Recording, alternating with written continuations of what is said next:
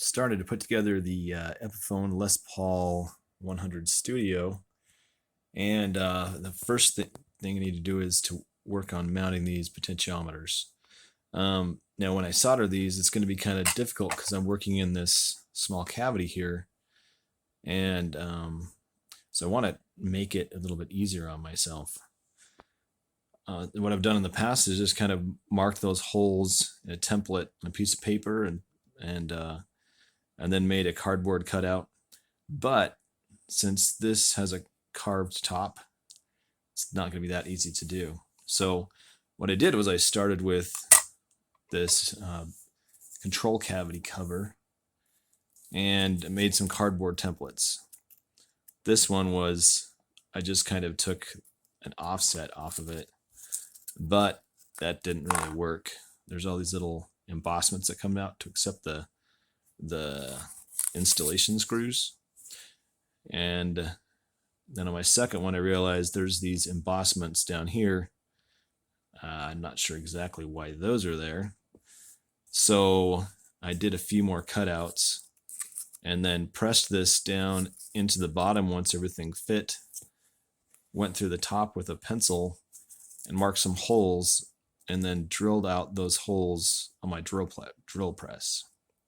So what I have now is I can mount my potentiometers to this and do the majority of my soldering here on a table rather than have to try to do it inside a control cavity. And actually, if I were to reuse some of the connectors that were on the original electronics, then I really wouldn't have to do much soldering at all. I could just connect everything back together. So we'll see what we're going to do with that. But that's how I made this template to help with the majority of the wiring. Okay, I've got these potentiometers mounted up in my little template and did a little fit check. As long as I get this to slide underneath my ground wire that I need to attach to that potentiometer, this fits right in there, so that's going to be super nice. Take that back out just quickly, and it looks like these tiny little capacitors are probably going to fit. It's going to fit there. Here it might need a little bit of lengthening, but this is going to work pretty good. I'm trying to figure out what to do with this switch. I bought another one that I wanted to use, but I do not have a 4-conductor wire, so I might have to undo this switch. I might have to desolder these wires and solder it to the switch that I purchased, which I can't seem to locate at the moment. That's kind of the next step, is working in the control cavity from here, getting all my wiring in, because there's one channel that goes through here and I can't fit too many wires in there. So if I have to use 2 wires instead of 1, I might not have enough room to run the pickup wire. So I'll figure that out and then show you the results. It's taken me quite a while to try to find a good wiring scheme for what matched my guitars that I already had on hand. So I opened up the back covers on some of the guitars and looked at them. Finally found a wiring diagram that matches. So I've started wiring this up. First I got some bus wire, and I went around the outside of the pickups, kind of as shown, except for here you can see a ground connection between this and the case. Here I've just done that by going through the case, and as you follow that through, the ground connection goes all the way through there.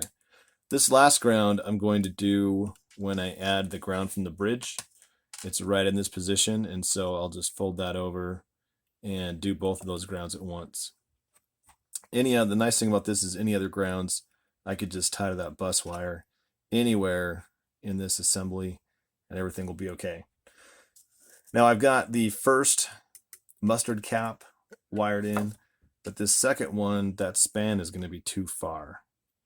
And so what I'm going to need to do is extend one of these leads. And I'm going to do that with, whenever I trim leads, if they're of a pretty good length, especially if it's really thick, I'll save them. And so I've got a bag of these. These are really good for making small connections in turret boards and any other place where you want to connect something really close. So I'm going to go ahead and solder that, extend one of these leads, and then we'll wire that on, and it'll be time to put it in the guitar. Okay, I've got the last lead installed. This one I've left kind of loose also, just because if this isn't an exact template of where these are going to go, there's going to be a little give. I've left a little bit of give on each of these, so that if I need to move it a little bit more, it'll be fine.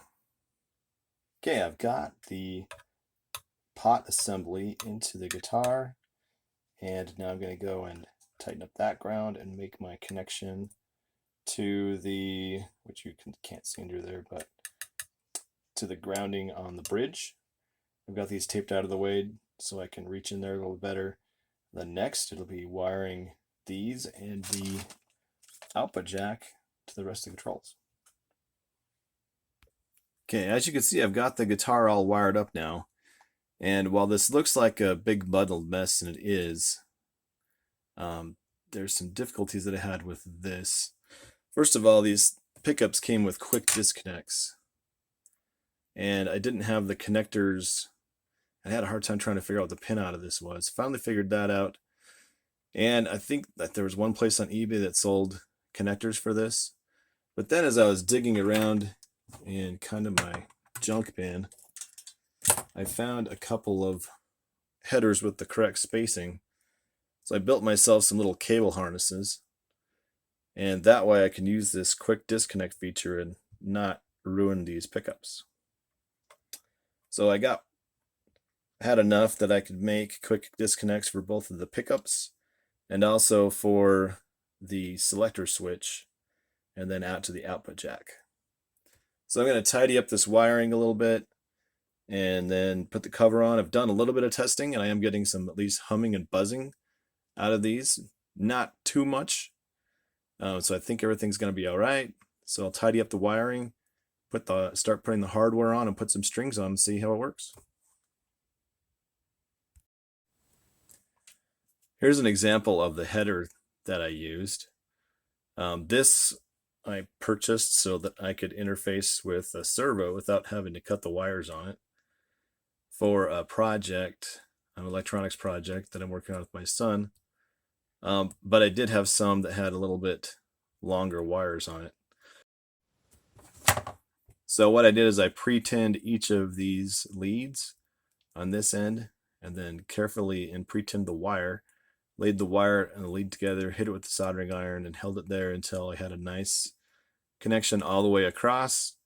And where possible, I put little shrink wrap to protect that connection from the conductive paint so things don't ground out. So I hope that works out pretty good. And if I happen to make a wiring mistake, like I wired the pickups out of phase or something, I could just flip it over and plug it back in, and everything should be okay. If I have the things wired to the wrong pickups, I can swap the pickup, quick disconnects, and so I've got a couple of options there. Just in case I did this wrong, I shouldn't have to resolder. So I think that's going to work out pretty good.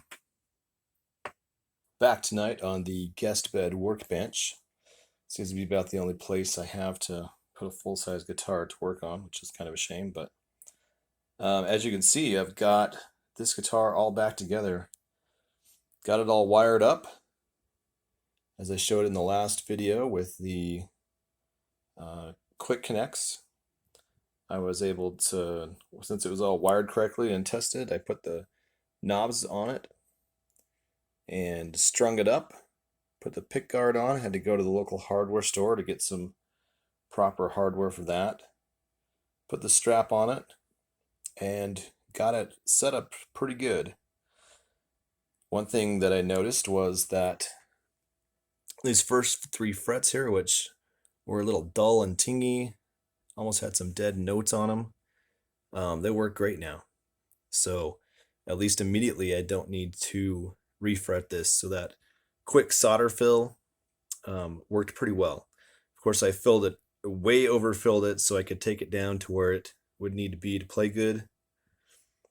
But that method seemed to work pretty good. And the other thing, now at this angle it looks pretty good, but as I kind of come down here, this bridge is really pretty high.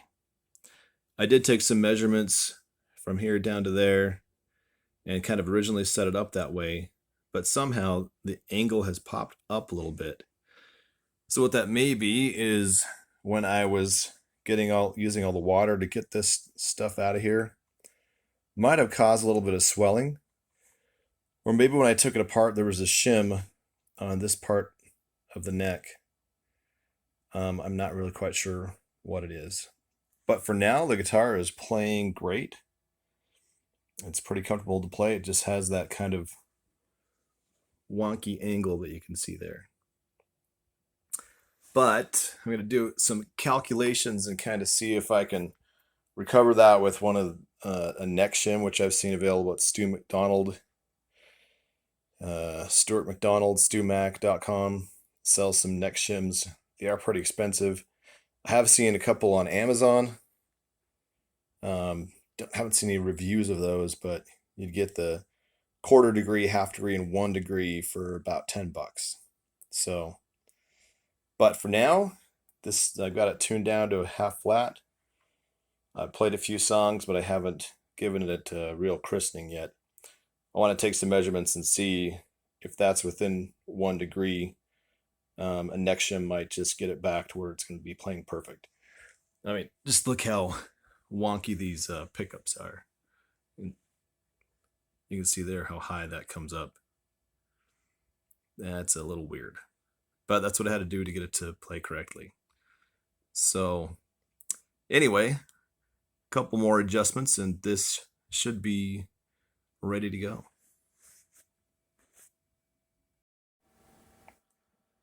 Took some measurements with my calipers here.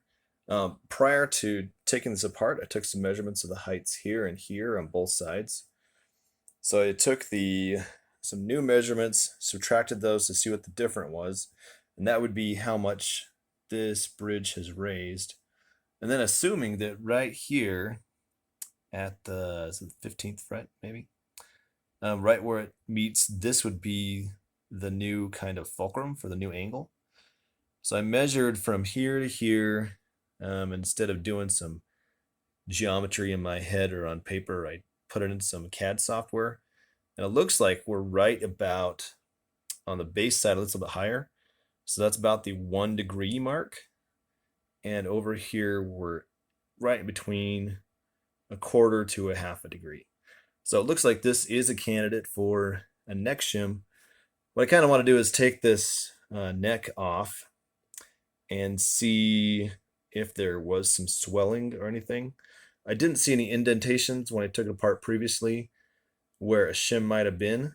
So it could be that just some water caused some swelling that made the neck angle a little bit goofy. Or maybe some of that modge-podged stuff got in there. So I might have to get a chisel and see if I can flatten it out, see if it is flat first, and if it and perhaps flatten it out, or else it might not be any better if I put a shim in there. So that's kind of the next step. We'll see how it goes. Got a delivery today on those shims.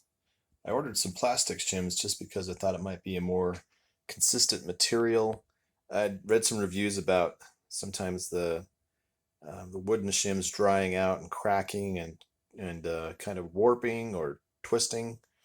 So I decided to go with something that was more consistent with like plastic. So got a set of 3, 1/4 of a degree, 1/2 degree, and 1 degree.